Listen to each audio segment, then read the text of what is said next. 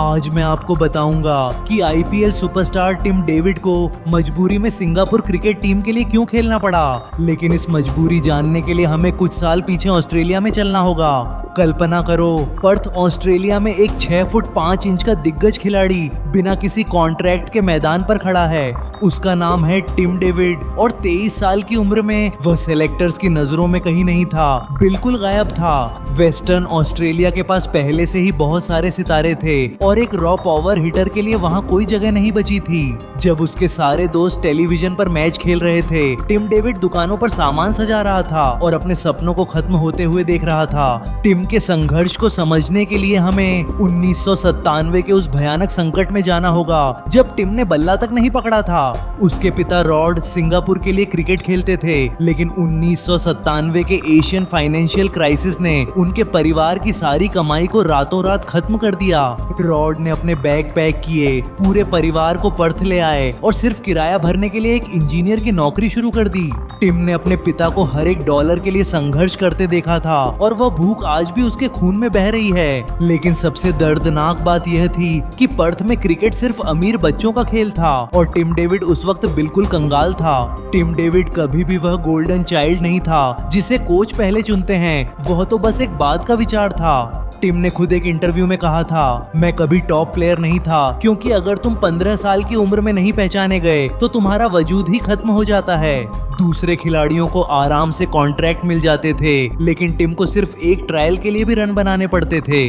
3 season तक first grade cricket में उसका औसत 30 से भी कम रहा और सारे आलोचक हंसते रहे, यह बहुत कच्चा है, बहुत लंबा है। लेकिन टिम ने हार नहीं मानी। वह अकेले इंग्लैंड चला गया और बिना पैसे के जमती बारिश में मैच खेलता रहा। उसने नॉर्थ ईस्ट प्रीमियर लीग में सबसे ज्यादा रन बनाने वाले खिलाड़ी का तमगा हासिल किया, लेकिन फिर भी ऑस्ट्रेलिया से कोई फोन नहीं आया।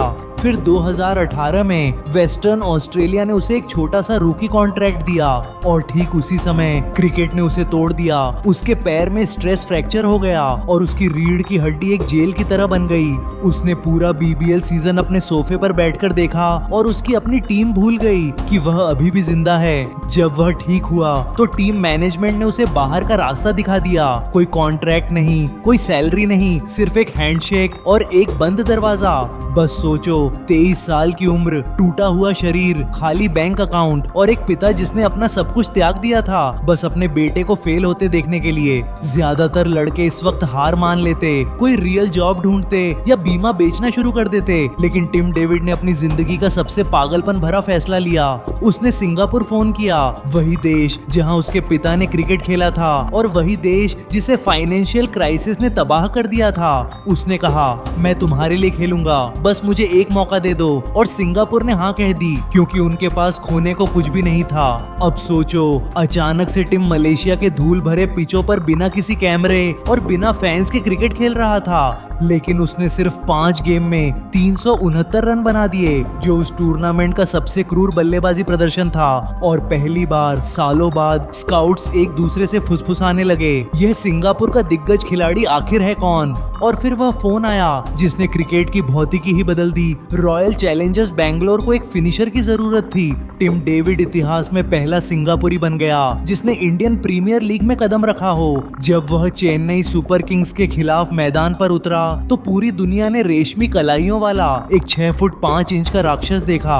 लेकिन असली धमाका 2022 में हुआ जब मुंबई इंडियंस ने उसे चुराने के लिए जमकर बोली लगाई। 8 करोड़ 25 लाख रुपए, यह किसी सिंगापुरी एथलीट के लिए लिखा गया सबसे बड़ा पेचेक था। जिस लड़के के पास 10 महीने पहले तक कोई कॉन्ट्रैक्ट नहीं था, वह अचानक रातों रात करोड़पति बन गया। लेकिन रुको, इस फ्रेम को यहीं रोक दो, क्योंकि यह पैसा एक दशक की चुप पीड़ा को छुपा रहा था। टिम डेविड कभी आपको नहीं बताएगा उन रातों के बारे में जब वह अपने टूटे पैर की फिजियोथेरेपी का खर्चा भी नहीं उठा सकता था।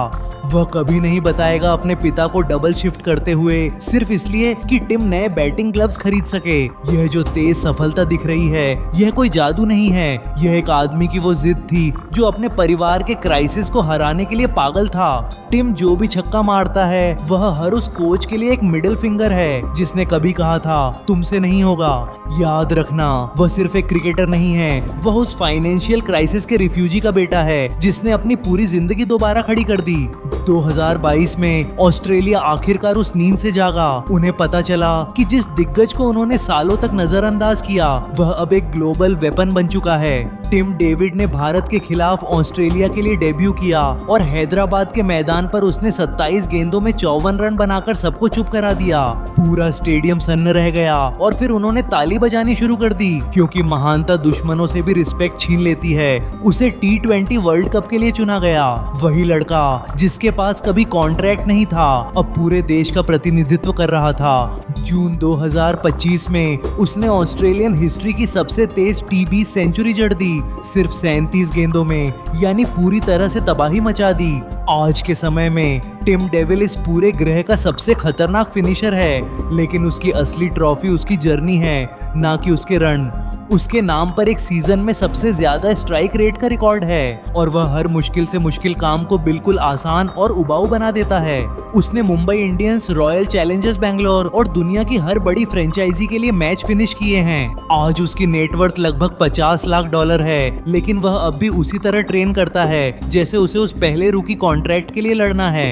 क्यों? क्योंकि टिम डेविड एक सच्चाई जानता है, पैसा भले ही गाड़ियां खरीद दे, लेकिन वह उस पिता का गर्व नहीं खरीद सकता जिसने तुम पर कभी भरोसा नहीं तोड़ा। तो दोस्तों, टिम डेविड की यह तेज सफलता असल में एक पूरी जंग को छुपा कर रखती है जो फाइनेंशियल प्रेशर और लगातार मिलने वाले रिजेक्शन से लड़ी गई थी। उसे कोई डिस्कवर नहीं करके लाया था, उसने तो हर एक दरवाजा खुद तोड़ा और दुनिया की आंखें खोलने पर मजबूर कर दिया। एशियन फाइनेंशियल क्राइसिस ने उसके परिवार के सपनों को मारने की कोशिश की थी, लेकिन टिम ने बल्ला उठाया और बिना डरे वापस लड़ाई लड़ी। तो अगली बार जब तुम उसे गेंद को सीधा समुद्र के पार फेंकते देखना तो उस स्विंग के पीछे छुपी हुई अनदेखी लड़ाई को याद कर लेना। वह सिर्फ एक क्रिकेटर नहीं रह गया है, वह हर उस सिस्टम के लिए एक वार्निंग है जो किसी गरीब लेकिन टैलेंटेड बच्चे को इग्नोर करता है।